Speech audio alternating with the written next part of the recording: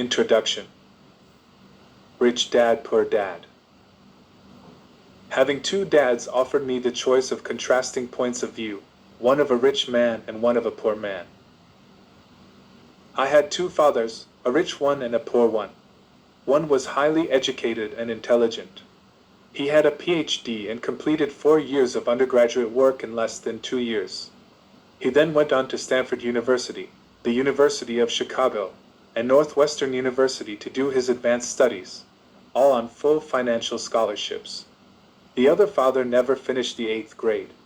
Both men were successful in their careers, working hard all their lives. Both earned substantial incomes. Yet one always struggled financially. The other would become one of the richest men in Hawaii. One died leaving tens of millions of dollars to his family, charities, and his church. The other left bills to be paid. Both men were strong, charismatic, and influential. Both men offered me advice, but they did not advise the same things. Both men believed strongly in education but did not recommend the same course of study. If I had only one dad, I would have had to accept or reject his advice. Having two dads offered me the choice of contrasting points of view, one of a rich man and one of a poor man. Instead of simply accepting or rejecting one or the other, I found myself thinking more, comparing, and then choosing for myself. The problem was that the rich man was not rich yet, and the poor man was not yet poor. Both were just starting out on their careers, and both were struggling with money and families. But they had very different points of view about money. For example, one dad would say, "The love of money is the root of all evil." The other said, "The lack of money is the root of all evil." As a young boy, having two strong fathers both influencing me was difficult. I wanted to be a good son and listen, but the two fathers did not say the same things. The contrast in their points of view, particularly about money, was so extreme that I grew curious and intrigued. I began to start thinking for long periods of time about what each was saying. Much of my private time was spent reflecting, asking myself questions such as, "Why does he say that?" and then asking the same question of the other dad's statement. It would have been much easier to simply say, "Yeah, he's right. I agree with that," or to simply reject the point of view by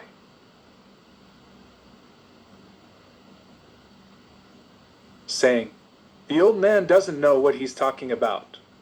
Instead, having two dads whom I loved forced me to think and ultimately choose a way of thinking for myself. As a process, choosing for myself turned out to be much more valuable in the long run than simply accepting or rejecting a single point of view. One of the reasons the rich get richer, the poor get poorer, and the middle class struggles in debt is that the subject of money is taught at home, not in school.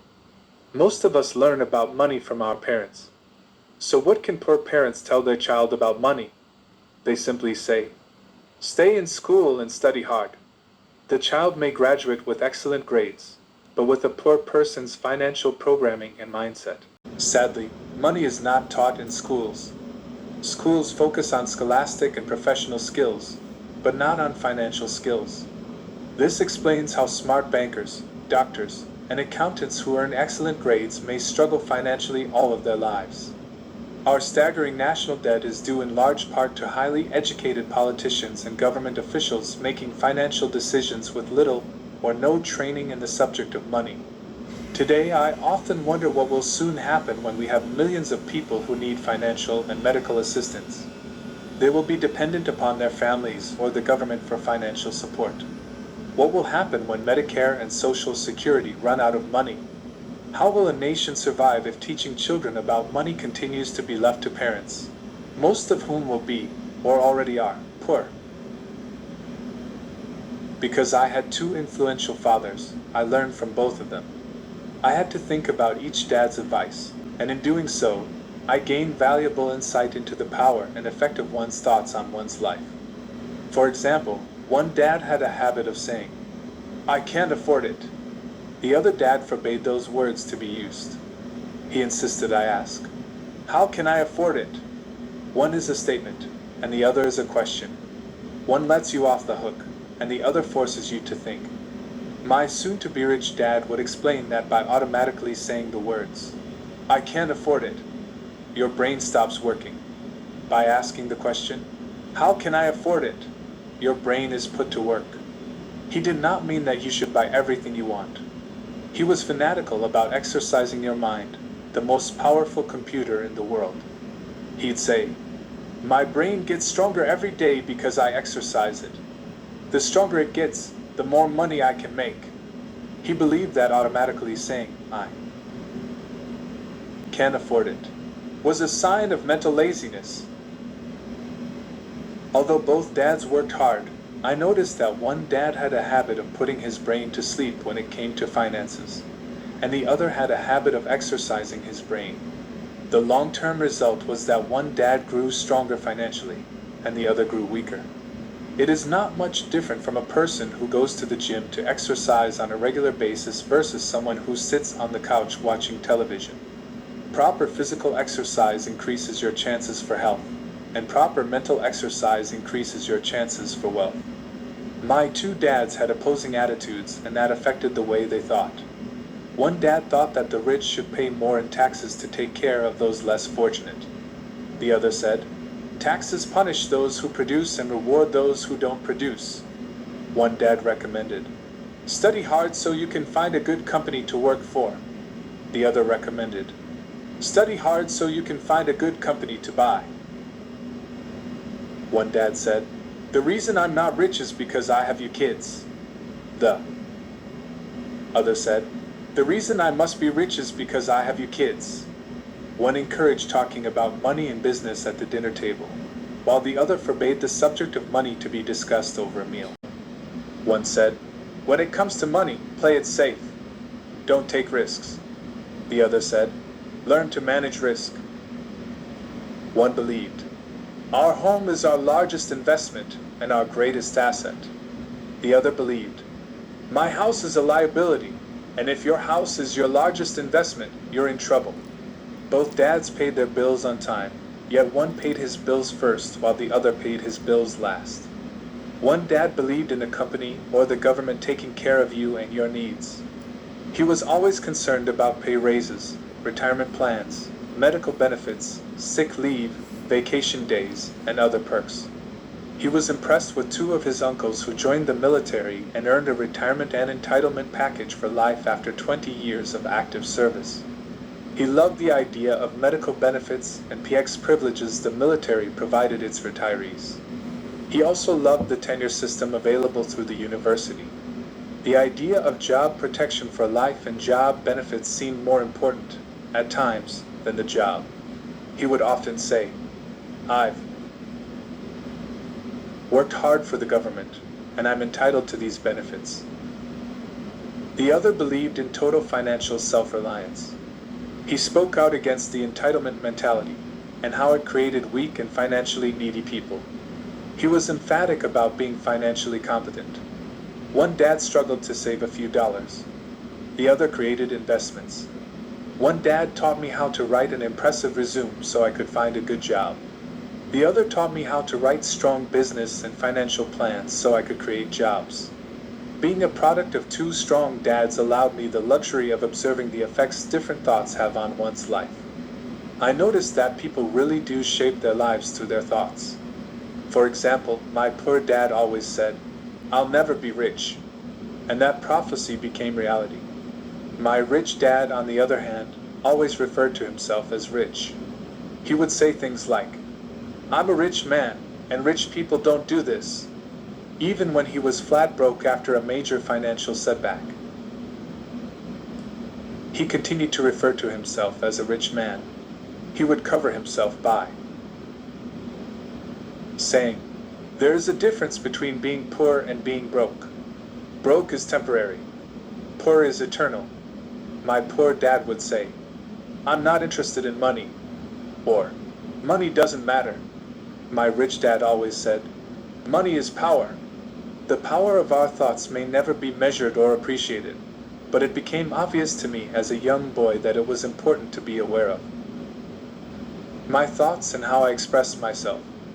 I noticed that my poor dad was poor, not because of the amount of money he earned, which was significant, but because of his thoughts and actions. As a young boy having two fathers, I became acutely aware of being careful about which thoughts I chose to adopt as my own. Should I listen to my rich dad or to my poor dad? There is a difference between being poor and being broke. Broke is temporary. Poor is eternal. Although both men had tremendous respect for education and learning, they disagreed about what they thought was important to learn. One wanted me to study hard, earn a degree, and get a good job to earn money.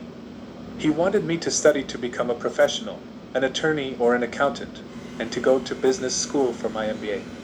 The other encouraged me to study to be rich, to understand how money works, and to learn how to have it work for me.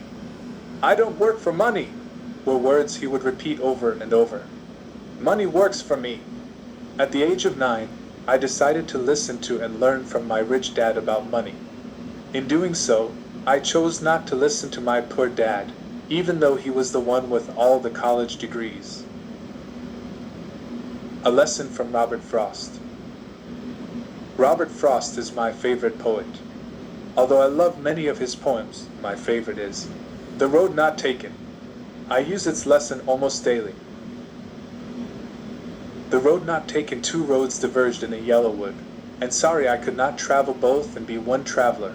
Long I stood and looked down one as far as I could, to where it bent in the undergrowth, then took the other, as just as fair, and having perhaps the better claim, because it was grassy and wanted wear, though as for that the passing there had worn them really about the same, and both that morning equally lay in leaves no step had trodden black. Oh, I kept the first for another day, yet knowing how way leads on to way, I doubted if I should ever come back. I shall be telling this with a sigh somewhere ages and ages hence. Two roads diverged in a wood, and I took the one less traveled by, and that has made all the difference. And that has made all the difference. Over the years, I have often reflected upon Robert Frost's poem. Choosing not to listen to my highly educated dad's advice and attitude about money was a painful decision, but it was a decision that shaped the rest of my life. Once I made up my mind about whom to listen to, my education about money began. My rich dad taught me over a period of 30 years until I was 39 years old. He stopped once he realized that I knew and fully understood what he had been trying to drum into my often thick skull.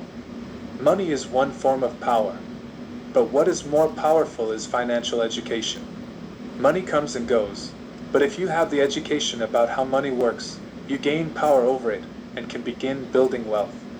The reason positive thinking alone does not work is because most people went to school and never learned how money works, so they spend their lives working for money. Because I was only 9 years old when I started, the lessons my rich dad taught me were simple, and when it was all said and done there were only 6 main lessons, repeated over 30 years. This book is about those 6 lessons, put as simply as possible, just as simply as my rich dad put forth those lessons to me. The lessons are meant not to be answers, but guideposts that will assist you and your children to grow wealthier. No matter what happens in a world of increasing change and uncertainty,